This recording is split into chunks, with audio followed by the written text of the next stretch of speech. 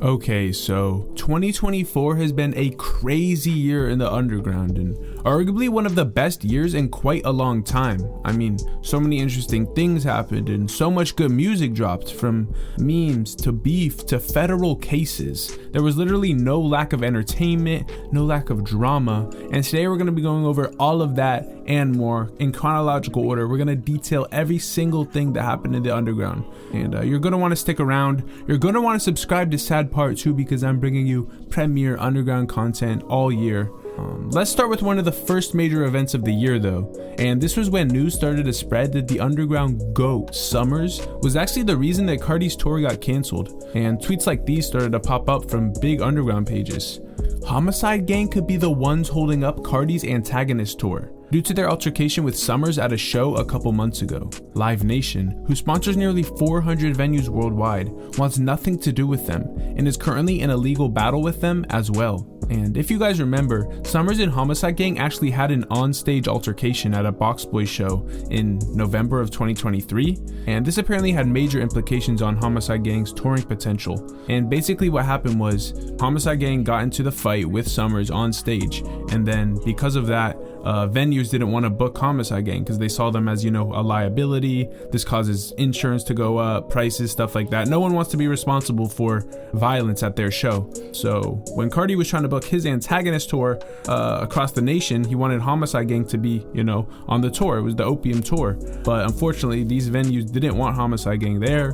Cardi wasn't going to perform without Homicide Gang. So the whole tour ended up getting canceled. And that's what they're alleging, you know. This was going to be a huge, gigantic tour, and we're basically owing its demise to the one bird business king, Summers. Like, that was actually crazy, I'm not gonna lie. But yeah, then I interviewed Matt Ox, and he revealed his favorite underground artists. What's your thoughts on like the current underground right now? Like, what's your favorite artist coming up? Shout out my little bro NetSpend. That's my twin. OsamaSon, he hard. Out 4 or 5, that's my dog. Yeah. It's a couple, y'all going crazy. Shout out Tana, that's my brother. Shout out Matt Ox, man. Appreciate you, bro. All right, no love. This video ended up going super viral and even landed us in the New York Times. There was a interview with Matt Ox recently, and he was asked who he likes in the underground, and he said NetSpend is, quote, my twin. Shout out my little bro NetSpend. That's my twin. So, have you seen? He meant my. Also, these NetSpend cosigns are a trend that will appear throughout the video, so stay tuned. Then a few days later, we had Kankan beefing with Lunchbox when Kankan randomly took to his Instagram story saying, "Bro, New Jazz sucks, and that fat dude Lunchbox sucks too. And no, I'm not beefing with that fat dude. He just sucks, and the genre sucks." Lunchbox responded saying, "Dudes on my pinga for no reason," and "This you gang," with a picture of Kankan asking Lunchbox for beats.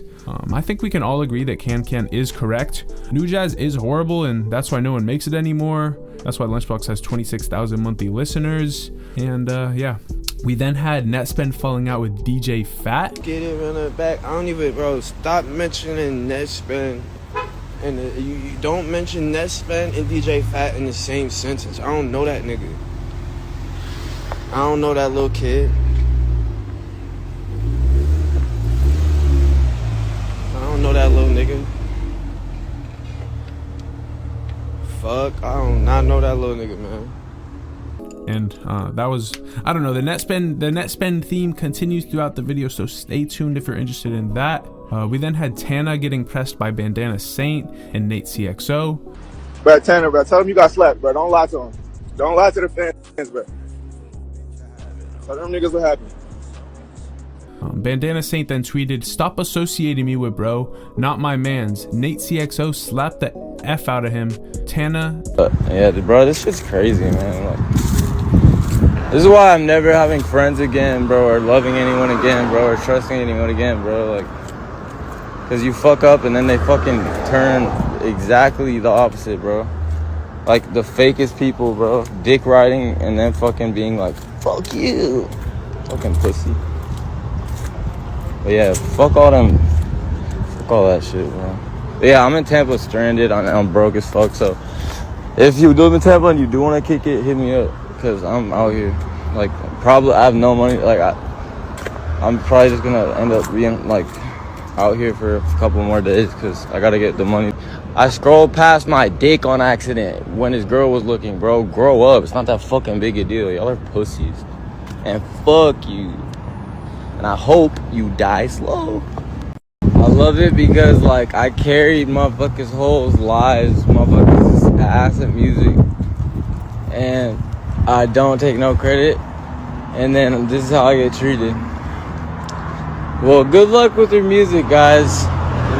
Without the fucking talent behind it. So yeah, this was literally insane, and Casper, the dude mentioned in the video, ended up responding saying, when you knock out a predator and they start crashing out on their story. Best part is now bro has punched 2 girls, his ex, and he tried to hit me and hit Speeder's girl. But keep talking, bro. I know that concussion I gave you got you thinking crazy. By the way, he admitted to harassing the girl and laughed when we confronted him. That's why I broke homie's face. I wasn't even gonna post, but he wanna post, so here it is. And then Speeder, the guy whose girlfriend David showed his David to, had this to say. Regarding that piece of S David Shawty, flew him out, offered to pay, dropped 10K plus on his show for him to assault my girl behind my back. Then, after you got your ass beat, you came to the show blacklisted and threatened my girl.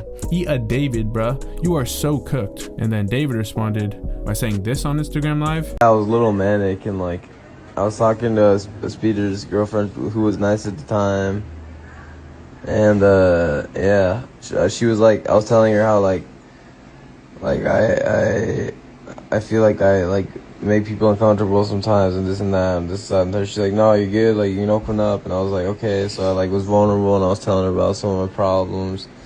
And I scrolled past a picture of my meat on my phone, and like I like what that's where it fucked up is I was like I kind of stopped on it. I was like, yo, my bad.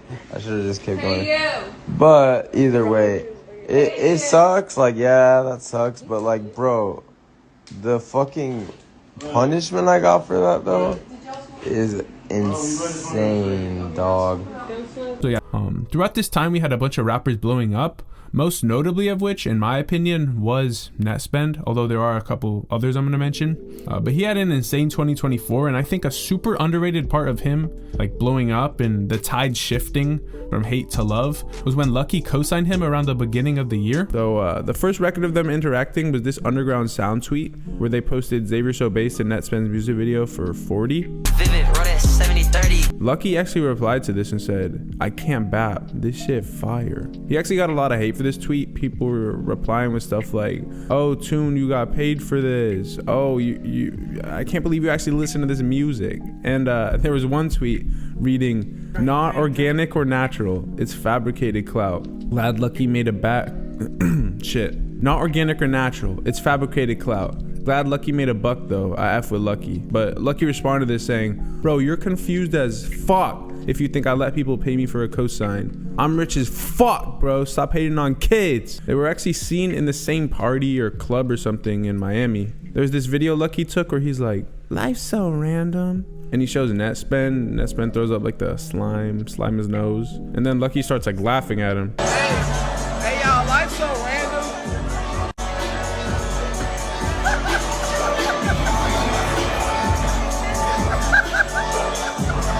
Then later that night, Lucki was taking fit pics outside by the Rolls Royce, and NetSpend walked through the frame, and again, Lucki started laughing like he was low-key bullying him the whole night. The other night when that new NetSpend single dropped, Nothing Like You, a lot of people were messing with the song, one of which was Lucki, and his first cosign of this track was posting at NetSpend slat trap on his Instagram story, which is like a lyric from the song.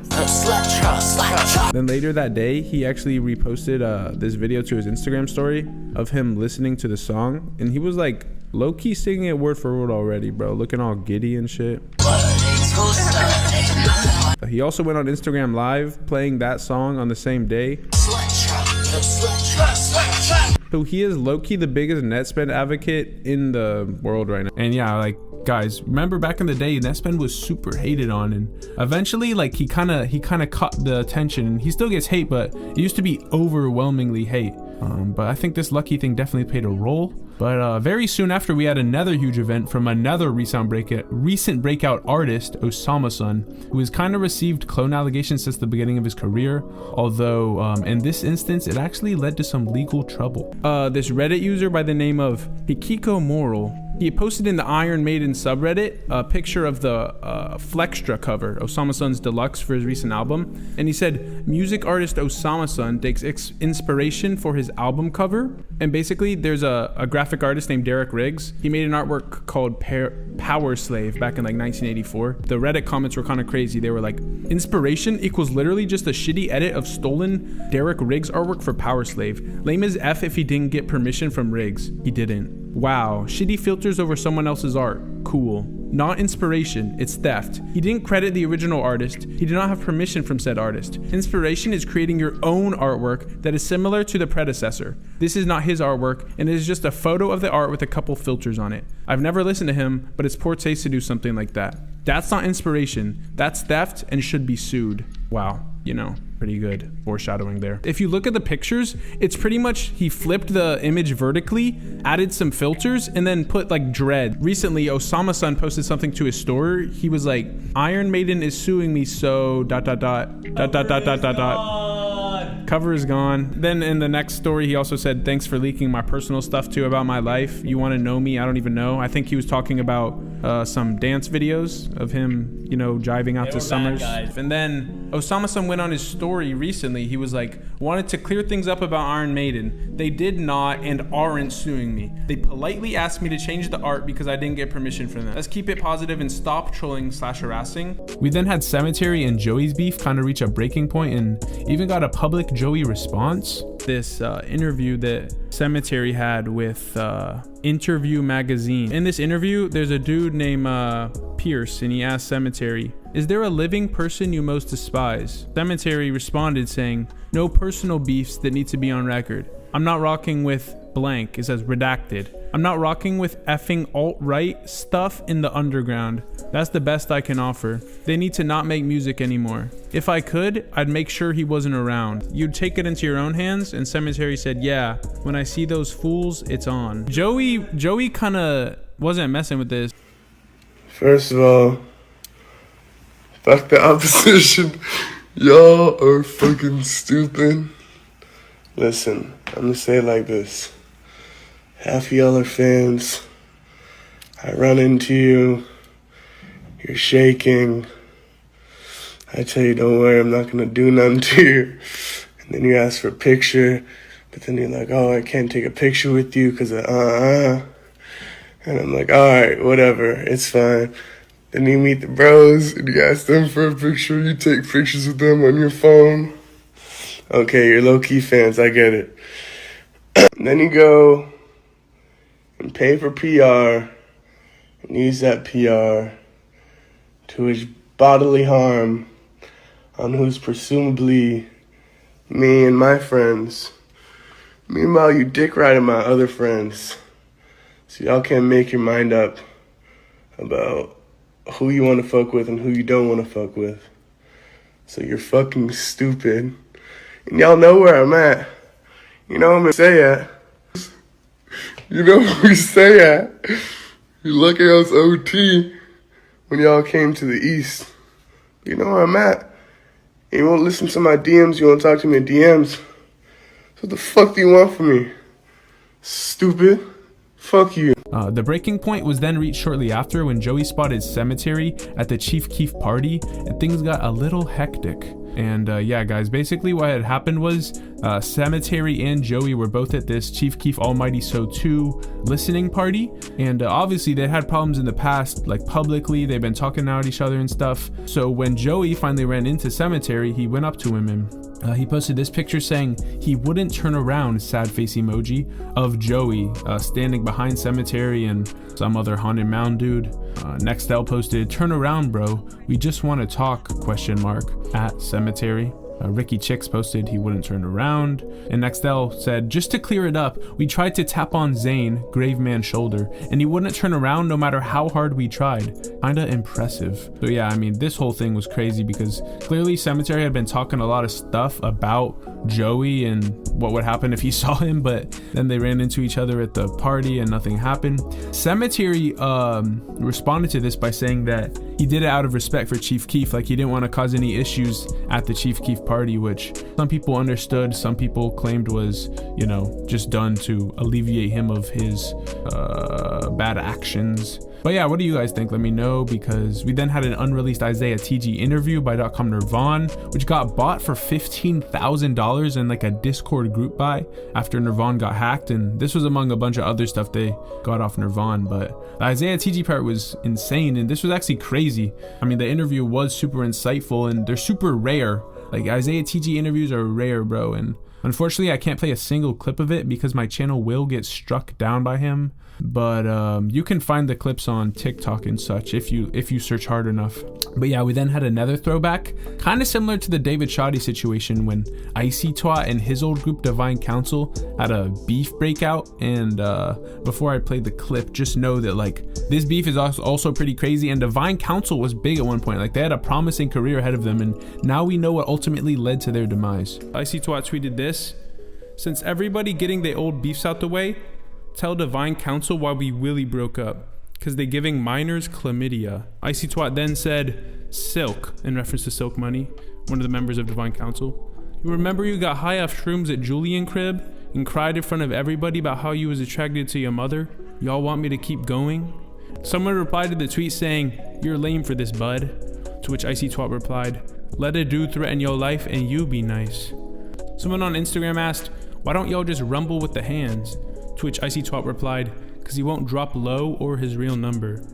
We then got the infamous Weiland teasing at returning to rap, returning to music in general, and this was another trend which would continue throughout the year. So Summers posted this snippet to his Instagram. It's actually so hard. Weiland seemed to agree with me though, because he commented this: so insane that it just made me want to rap again. Kankan replied to the comment saying, save music, with a prayer hand emoji, and Summers replied saying, uh-oh. So DevStacks DM'd Weiland saying, bro, please rap again. I don't know if he was trolling or not, but we need it. You the one who set all this shit off. I'm drunk right now, but still, man, I don't care. The scene need it. That's love, man. I'm considering it, LMAO. And yeah, unfortunately, we still haven't got the Weiland return, although we've gotten more hints at it, including posting with Summers and announcing an EP with Summers and all of that. Then OsamaSon's personal information got leaked, which happened earlier in the year, but this included his Odd Future account, if you know what I'm saying, and this led to his admittance of gooning live on stream with Bruce Drop Him Off. Try not to goon. Let's try not to goon in the. First question: how much did you spend? He's back. At least like 20. No bad. 20 what?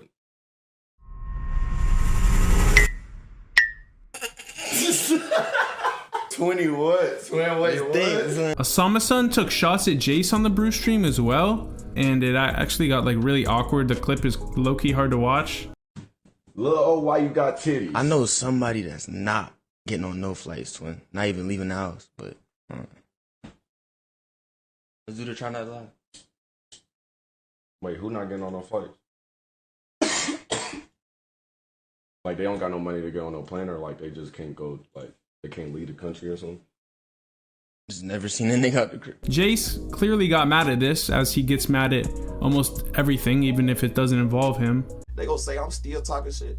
Like, nigga, you was just sneak dissing. Put a name on it, nigga. I'm gonna put a name on something, nigga. What are you talking about, bro? Wasn't you the same nigga talking about, huh, they got all my music. I'm done, y'all got it.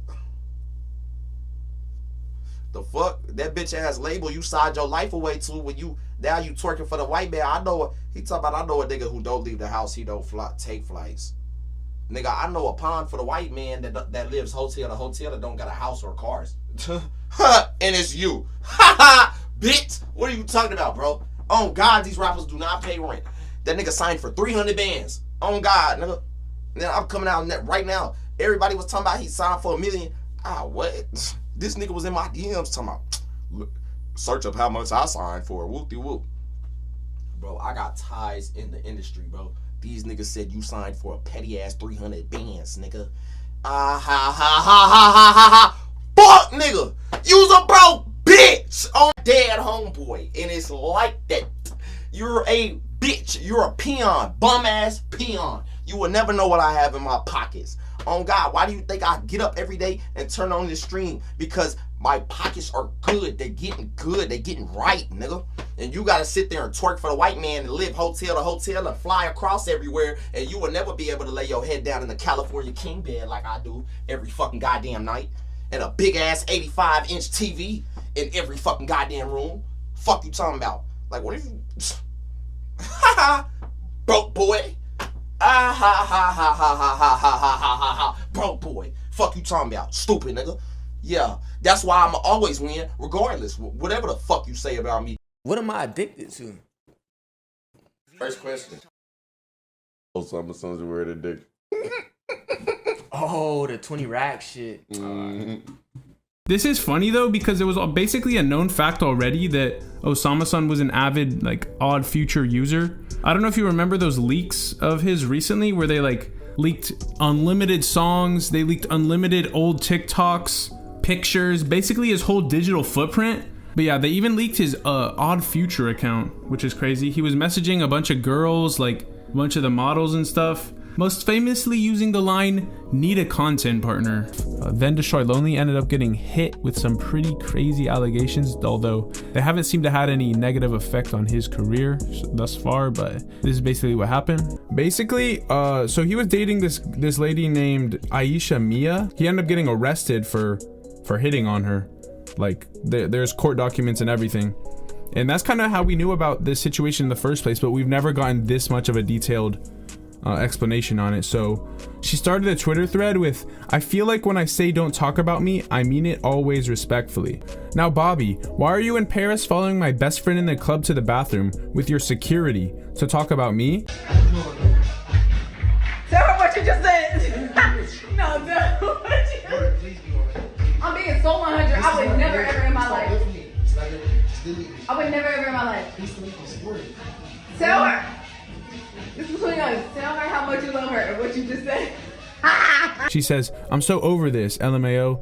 Dude spent 2 years trying to make me the bad guy and I've been quiet. Crybaby ass dude, mad over Lucki. You verbally abused me for an entire 21-hour flight in Germany, and when I finally snapped and hit you, you choked me and then called my mom to play victim. Cracked my head open in Germany after pushing me into a bed frame and then threw all my stuff in the hallway, all because I was tired and didn't want to get up at that exact second to roll a blunt."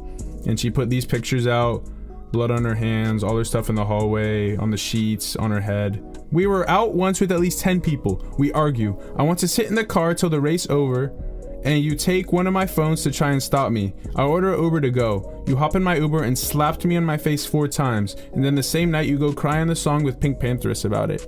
How you create a whole fake world with me and act like you have autism and you were so abused growing up and nobody understands you, just to keep me away from all the weird shit you really want to be on and live 2 different lives. Last time I tweet, he say I do it for clout, but baby boy," lone reference, "you knew who I was before I ever knew you, and our whole relationship you've been trying to break me apart for having a life before I started dating you, then want to hang with people I've been around and talk shit about me. You weird. Just weird AF. I couldn't even listen to Don Tolliver. And then I tried, and anytime I tried, he either made fun of me or calling him gay and a F word. Then the second we stopped talking for a month, you go record music with him and send it to me verbatim. Now I see why you like him so much. Never called cops on Bobby." Bobby's Destroy Lonely, by the way. "Arrested the day of. We fought for hours in an apartment and downstairs, and he started shouting that he didn't know me and I'm a hoe. Already dating for a year plus. Then slammed me on the floor in front of security guard, 2 grown men, who then called the cops on him. You try to instill this dark, nobody can know what we do life and act like if I post myself anywhere, you'll lose aura points. Cried over every pic I ever posted. Called me a whore hoe user anytime I posted anything. You ain't want me to post. Now you exactly where you want to be. In Tokyo, he wanted me to go to one of our friends' events. We had argued, so I wanted to chill instead. Verbally fight. I leave hotel, you follow me for the entire 20-minute walk. I give up and walk back to the hotel. You snap and choke me and drag me 3 times by my neck at the addition. Every fight has come from me either saying no or wanting to leave his physical presence, or me having my own mouth and thoughts, then playing manipulation games and trying to blame me. I've snapped back out of protection myself multiple times. I don't wake up and beat on anyone. On his birthday last, I wore a white dress for him. He loved it. Then the second we get around Cardi, he go tell me I embarrass him. I wore that dress so Cardi could see my pee, then call me a whore about it for months. But you're embarrassing. Called me your wife ring, and all you got is me and music. Act like you in it for other reasons. Talk shit about everyone around you, then turn around and smile in their face and talk about me. You have no loyalty to anyone. You knew this was coming. That why you hid from me since. Broke up with him because the second to last time we were together, he had a knife in his hand in front of everyone we knew, and he said word for word, I'ma kill this bitch. And we were apart for 3 months after. Damn. This all came from him finding texts in my phone with my friend saying I might break up with him when we get back from LA because I ain't feeling his energy anymore. We tried to fix that, but he kept playing victim. You hid in LA and Miami and didn't want to come home and tried to tell everybody you single. Mind you, I'm really just at home ignoring you, blowing up my phone day and night. Then flew to New York about a week and some change ago to try come get me back. Like, you can die where you at for real. Lone actually did respond to these with tweets himself. He said, okay, let me just go in order actually. Everybody who know me in real life know this ain't facts or me. I'm not proving myself to the internet or no woman. Bitch beat on me 1,000 times, wanna post a fake ass injury. Never cracked nobody's skull, ask my manager. Everybody know the true story, not doing no clout cap for you. Hoes mad. And I think this whole situation ended up acting as a catalyst for publicizing the Lucki and Lone beef, which had been going on behind the scenes for a while, but now it kind of came to the forefront and people really started to learn about it. I gave you the swag from your dad. You hope I don't notice, but it got a tag. He richer than me. A fact. I hit her first, so probably he mad. You're making your city look bad. I had a Rolls Royce hoe and a track. Also, by the way, it does not say fact in the song, bro. That is a genius error. That is not what the lyric said. If you want to hear what it said, just go listen to it yourself. He didn't say fact though, that's all I'm gonna say. But yeah, the clear bar that we have to go over is when he says he richer than me, a fact. I hit her first, so probably he mad. I hit her first, so probably he mad. Now, who could he be talking about in this situation, bro? I'm not gonna point any fingers, man, but this is the Lone diss. He hit Lone's girl first. Then there was also the song with Lil Yachty, Big Avell. This is a clear Destroy Lonely something. He said, bad karma, cause looks can kill. Obviously, Destroy Lonely's biggest song is If Looks Can Kill. And bad karma, he's saying Destroy Lonely got bad karma coming to him. And now with this expose, it seems like, wow. Another lyric was on Kylie. He said, I had a rapper hoe on my D. The dude got fake beef with me. So yeah, in this lyric, Lucki is obviously talking about the Lone thing again. He had a rapper's girl, being Destroy Lonely's ex, on his D. We then had the whole NetSpend song removal controversy. I just want to come on here and tell y'all that all my songs, like my big songs, I ain't delete them. Somebody trying to like blackball me or something. They've been gone for like months. If y'all ain't know.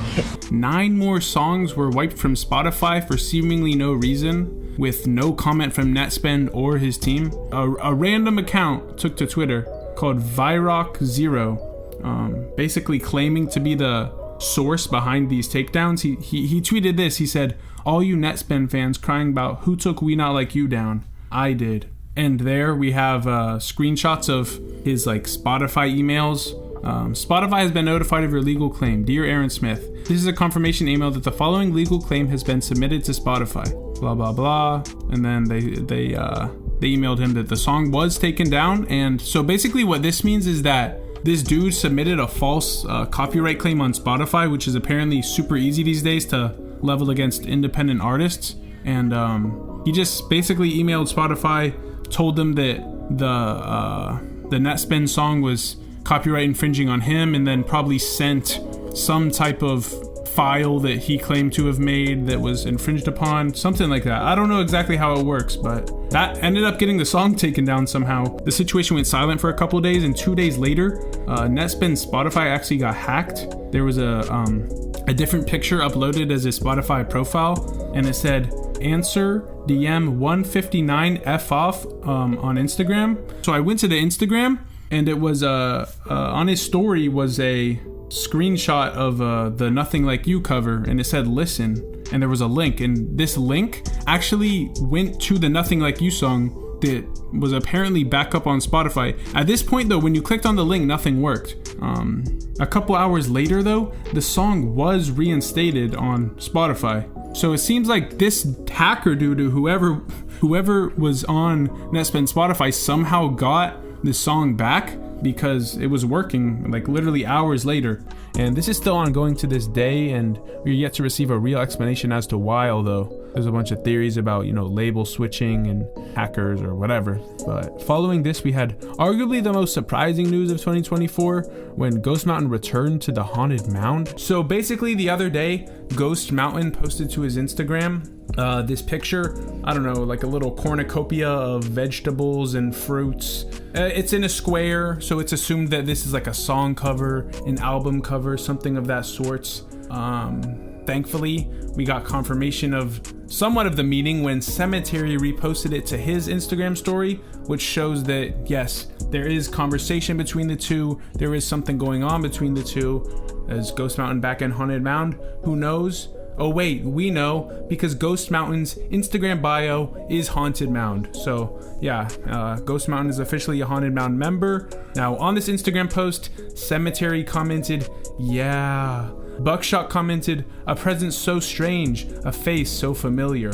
Oscar commented, some leaf emoji. But yeah, in addition to this, we even got a photo of Buckshot and Ghost Mountain together. Like, I don't think there's been any public Haunted Mound Ghost Mountain photos in a very long time, but Buckshot posted this to his story. It was the Ghost Mountain thing, and then the background was a picture of Ghost Mountain and Buckshot in like a nice West Coast backyard, it looks like to me. Maybe they're at the butcher house, I don't know. I made a TikTok about this, and someone commented that they have been talking for a year now. I'm not sure where he got this information. I don't know if this is some insider guy or if I missed out on like information in the past, but my last known knowledge of the two was from the Masked Gorilla interview in February of 2022, where Sematary said that they were not in contact. Are you still friends? Do you talk at all? No.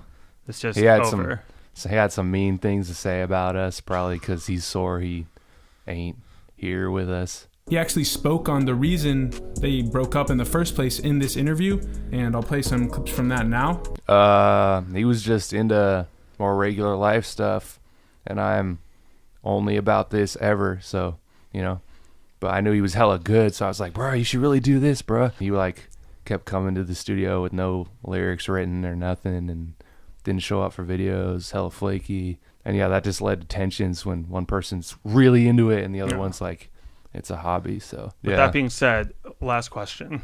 Let's hear it. Can he ever return? Is there a future where there's a glorious comeback? I mean, if you're down to do this full time, I'm always open. Like people, that's how I come with all the new guys that I put in. Like it's full time or nothing. So like, and so, I guess that's what happened, because Ghost Mountain is back and Sematary made his rules and stipulations very clear. So I guess the college route, the college life, the 9-to-5 world did not treat Ghost Mountain well. I guess he wasn't messing with the college debt. We also had Ken Carson's Twitter get hacked and his DMs got leaked, and we learned lots about his DM to success ratio and what type of pickup lines Ken Carson uses. Okay, so basically if you don't know what happened, Ken Carson's Twitter got hacked. And at first they obviously were trying to use it for monetary gain. They tweeted this like Solana with I don't know what this is, a code. Maybe they were trying to like launch a coin or something, question mark Solana, but clearly no one was falling for it. And Ken Carson immediately posted to his Instagram that his Twitter was hacked. So I mean, obviously people knew that there was a hacker. After that, the hacker kind of resorted to, I don't know, exposing Ken, kind of just making a whole joke out of the whole situation. So he tweeted this: on God, Ken gets no girls, with 2 screenshots, one of which was with this girl Ali Renee. He sent her a heart emoji on April 20th, and then 9 days later At 8:45 in the morning, he sent 2 more heart emojis, and she replied, "I admire the persistence." There was also this message. He said number ? And she just sent a frowny face angry emoji. And yeah, there was another screenshot. The girl at the top was asking for him to retweet her. She's just a clout demon.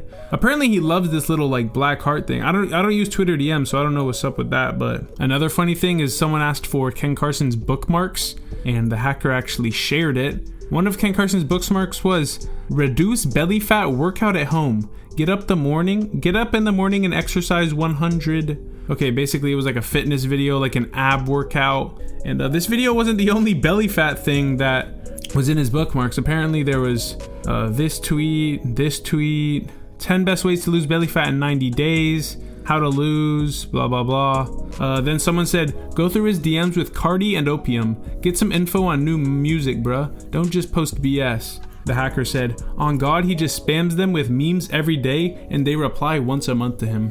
Here's him DMing Destroy Lonely, leaked PS5 Pro. This had me cracking up, man. Then he tweeted like, who is this? Oh, he sent a Don Tolliver thing to Destroy Lonely. And if you remember, Destroy Lonely's ex said that he was an insecure and like beefed with Don Tolliver.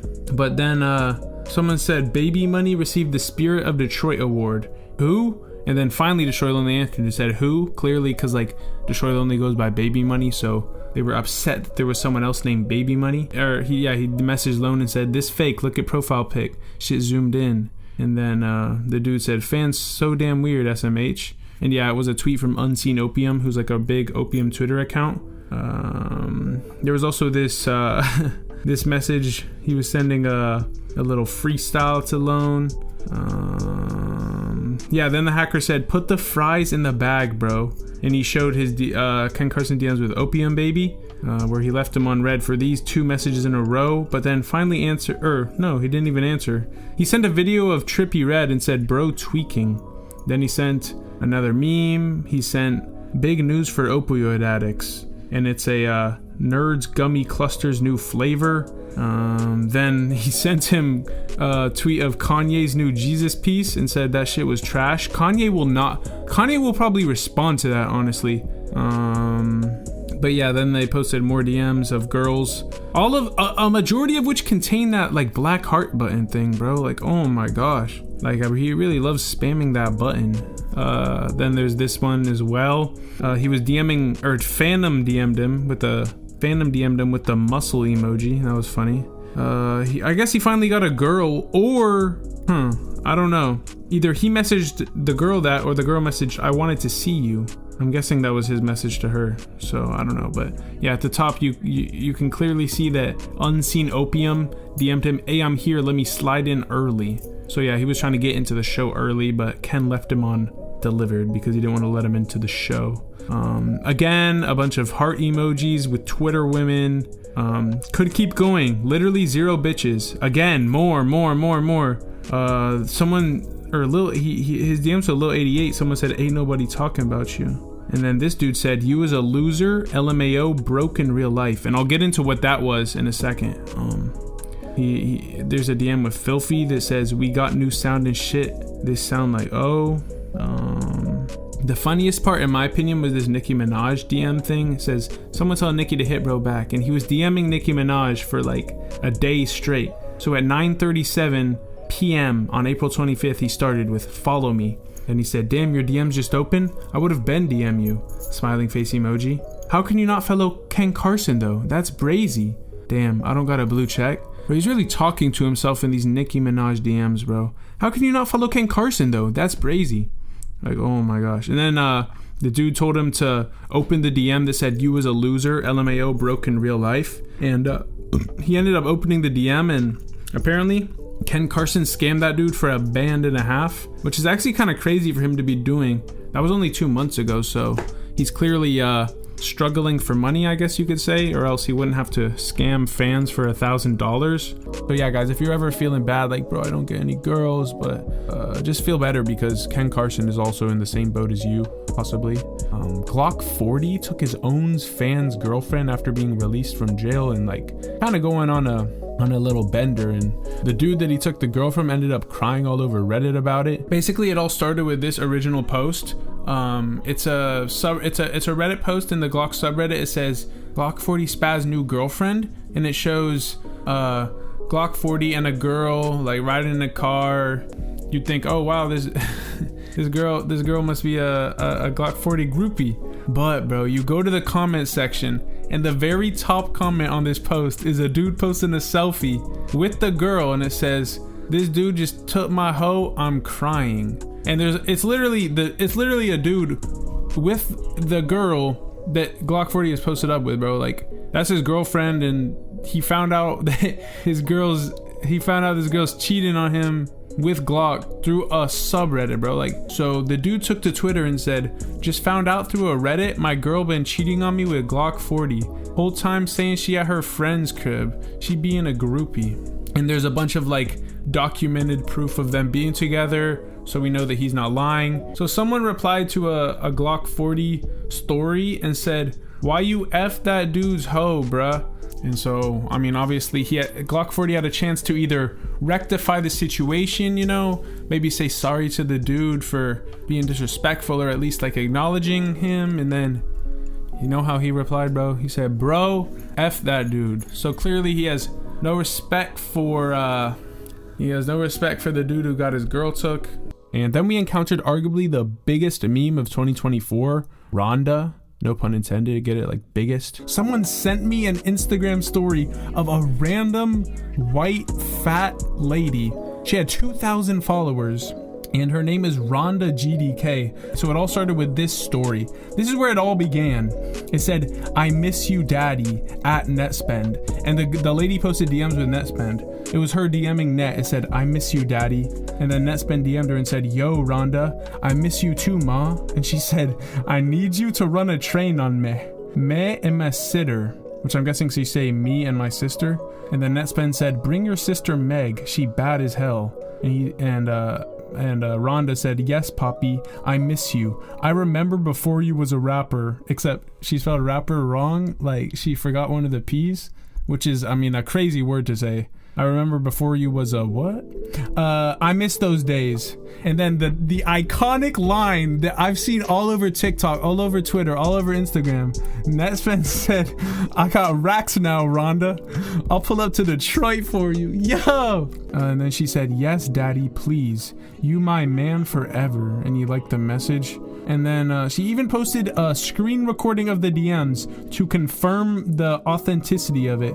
She DM'd him saying, "You my daddy," and then clicked on the profile, clearly showing that yes, this is the real NetSpend account. She refreshed it, all that, clearly proving that this was the real NetSpend. This was not a hoax, and this was not a fake account.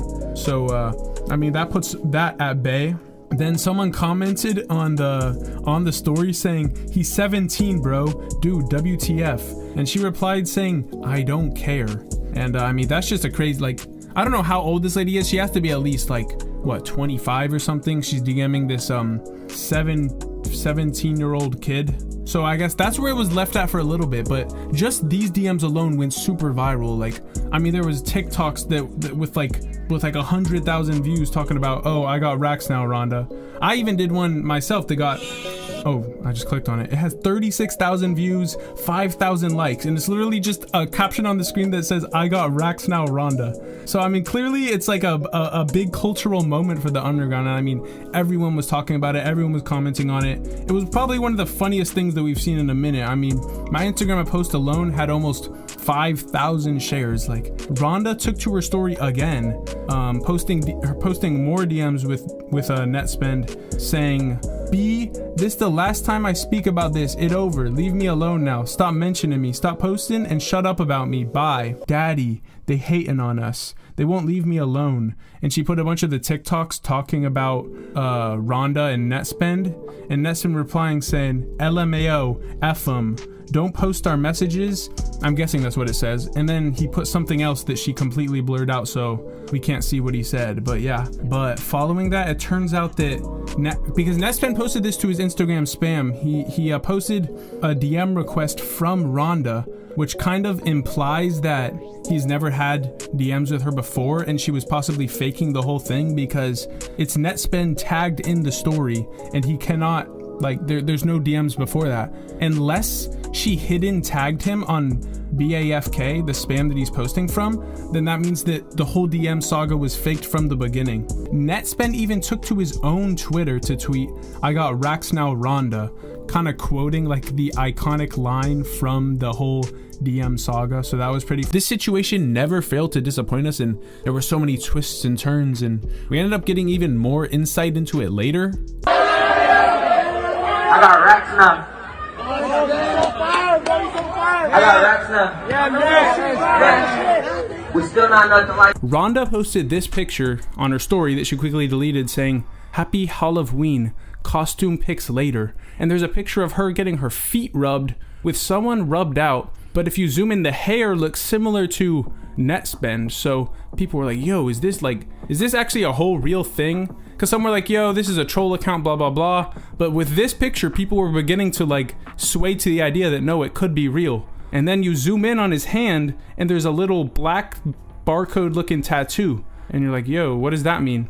Then you look at this picture of NetSpend and he has the same tattoo on the bottom of his hand. So people were saying, yo, NetSpend got caught rubbing Rhonda's feet. This was insane. Then I received a DM from a trusted confidant source who sent me a Yubo profile featuring the real Rhonda. This is who Rhonda steals pictures from, downloads them, and cosplays as online. Her name is Haley. The real girl is Haley from Indiana, and her name is not Rhonda. She's not from Detroit. She's a 21-year-old pediatric nurse who has been a victim of cyberbullying and impersonation due to her appearance, which kind of makes the whole situation a bit sad in my opinion. If you weren't here for this one, then I am sorry, because you missed out on something beautiful and legendary. But Young Lean and Blade, the beautiful and legendary men themselves, ended up leaving their record label after some disagreements. Okay, Young Lean took to Instagram yesterday to post a notes message where he wrote,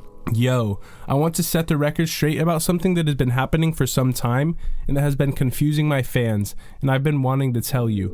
I'm not working with Year 001 anymore. They are not my record label, my management company, or my merchandiser. Any official new Young Lean music and products will come from my label, World Affairs, as they have since Stardust." But yeah, that album dropped in April of 2022, more than pretty much 2.5 years ago. So Young Lean has been independent for a while without ever speaking about it or anything. So he continued though, saying, "Whether online or at pop-up shows such as the one put on this weekend in Stockholm by Year 0001, this is not merchandise that Young Lean, Sad Boys, or Drain Gang are standing behind.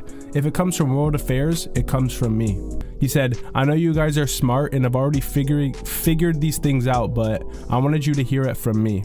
Echo 2K then took to his story saying, "Since 2023, not working with the Year 0001 as management or label." And then Tyboy Digital took to his story saying, "I'm no longer working with Year 0001 as management or label. All of my new music will be released under Bank of Stars sound system. We are not working or affiliated with the Year 001 label. No way." And so, I mean, the no way kind of insinuates bad blood between it, you know?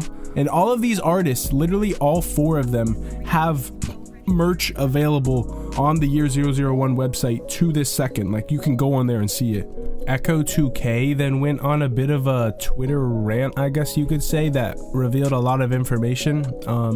It started with the retelling of the message he put on his Instagram story saying, "Since 2023, not working with Year 001 as management or label." And then his next tweet, for some reason, said partial rec of credits. And when you click on it, it's actually a link to the Year 001 website with Echo 2K. And it shows that I think what he's insinuating here is that under this label, they own pretty much all the work he's ever done. They own his solo album E, they own his EPs Crush Resist and BXE, his collaborative album Crest with Blade, all the album covers he's done, all of the mixtapes, all of the music videos. I think he's trying to say that Year owns it all, so he's kind of stuck in the mud because of that. His next tweet was kind of cryptic, but I feel like maybe he was commenting on the tweet before because he just tweeted a pirate flag. And so maybe he's saying that, yo, if you want to listen to my music, then pirate it, because when you stream it or buy it or whatever, then you're giving money to the label who he thinks has like screwed him over or done some weird stuff, done something funny with the money.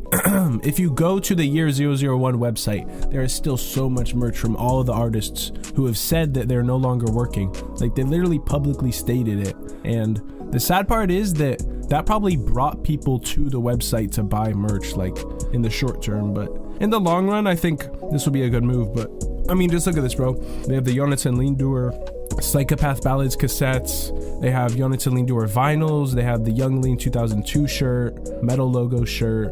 Like, they have all this Young Lean merch. They even have Echo 2K tank tops. They have Blade t-shirts. They have Young Lean vinyls for pretty much every album that he's ever made. They have CDs for Young Lean and Echo 2K. They have, you know, Drain Gang merch. Like, there's just a lot of stuff going on that is really sad to see. And yeah, I mean, now they're rocking on their own, so that's cool. Another white boy winter mention was Lil Shine, who got involved in a super crazy federal case that may put him in jail for decades very soon. But yeah, so it's basically United States District Court, the District of Minnesota, which is obviously where Lil Shine resides, and Jasper William Johnson is named as the plaintiff number 2, and that's actually Lil Shine's real name.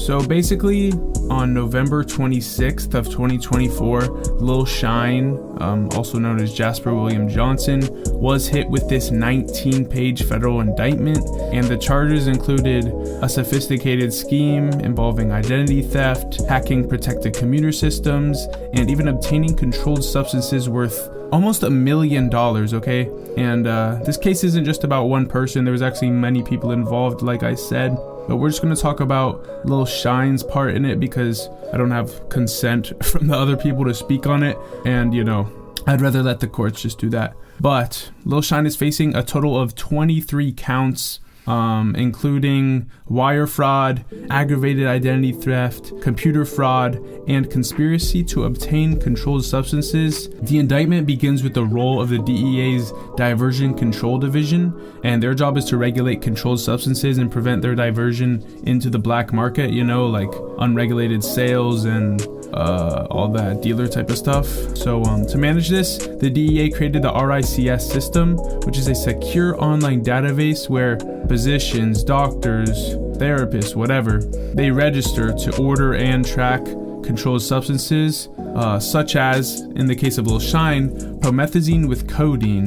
And this is the substance that is frequently brought up throughout the document, and something that Lil Shine raps about, posts about, talks about, along with many other rappers. Lil Shine, prosecutors allege, figured out how to hack into this system and exploit it for massive illegal profits by, you know, scoring these pints or whatever. But here's how the scheme worked according to the documents. So basically it started with stolen identities dating back to December of 2022 when Lil Shine used paid online tools to steal personal information of registered doctors in the states of Minnesota, where he lives, and Wisconsin. And this included their names, their DEA registration numbers, and even their employer and the identification numbers, which are like super protected. That's basically like your SSN, like it's basically your social security number.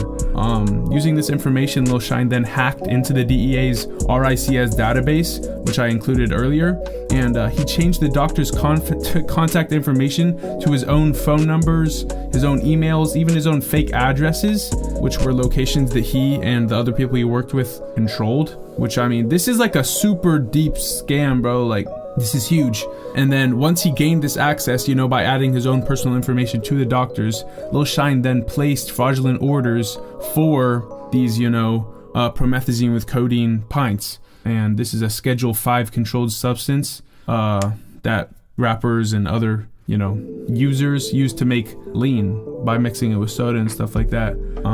The drugs were then shipped to these fake medical office addresses that Lil Shine had set up among Wisconsin and Minnesota, and then they would go pick it up in these, I don't know, abandoned offices or whatever. They didn't put the actual addresses, but I'm assuming it was it was just like a building that they were able to access. But yeah, to fund these purchases, Lil Shine created peer-to-peer payment accounts through apps like Cash App in the stolen names of those same doctors that he took the identities of. And he also registered prepaid debit cards using their identities, which like the Cash App card and stuff like that. In total, prosecutors say Lil Shine and his team fraudulently acquired at least 300 pints of promethazine with codeine, and that gives it a street value of approximately $750,000, though it could be argued more, it could be argued less depending on your region or where you're acquiring them or whatever. But that's not all, okay? There's also wire fraud, and on top of those conspiracies for the codeine, Lil Shine was again charged with wire fraud, which between January and May 2023, he allegedly opened fraudulent customer accounts with pharmaceutical wholesalers, including a company in Kentucky called R&S Northeast LLC. And again, using stolen DEA registration numbers, Lil Shine ordered thousands of dollars worth of controlled substances, paying through linked Green Dot accounts. And if you don't know what Green Dot accounts are, basically it's a mobile bank account, debit card. It's kind of like an online banking thing, similar to NetSpend, I believe. But yeah, here's a breakdown of some of the transactions. On March 3rd, 2023, $1,244. On March 10th, 2023, $1,634. On March 24th, $1,016. And in total, the government traced over $7,000 in fraudulent payments, which were connected to, dozens of these orders for the controlled substances, which is a lot of money, bro. Like, because you got to think about it, the $7,000 worth of these controlled substances is worth so much more out on the street, like you can sell it for a lot more than what the doctors pay for it, is basically what I'm saying. But again, Lil Shine didn't stop there, and prosecutors identified multiple victims, more doctors whose identities were stolen for this scheme. And for each victim of this, Lil Shine was charged with accessing protected computers to steal information, aggravated identity theft for using stolen credentials, and attempting to acquire controlled substances fraudulently. And so, I mean, again, like we said before, every single order that he placed was placed using a stolen identity, and every stolen identity in and of itself has a charge.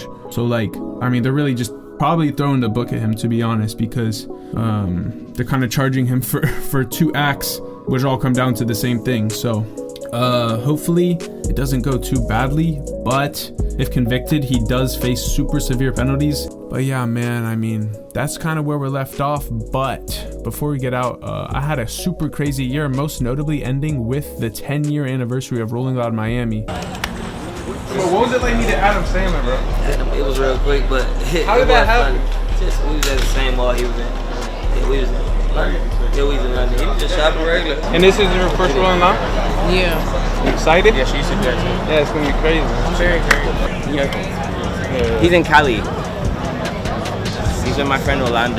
I had got everybody like down here. Because I ain't seen him. Now I got him in New York. That's just hard. I got him in New York. Yeah, good luck with your set, bro. You said that look fun? I mean, you don't need it. I do, actually. I interviewed insane artists like Molly Santana, Hard Rock, Laserdimb, Rich the Kid, OT7 Kwani, BK the Ruler. Like, oh my gosh, there's so many I can't even remember, bro. There's more too. But you can see all that and more in this vlog. So if you want to check it out, do that. Thank you guys for a great year and have a great 2025. Drop a subscribe. Peace.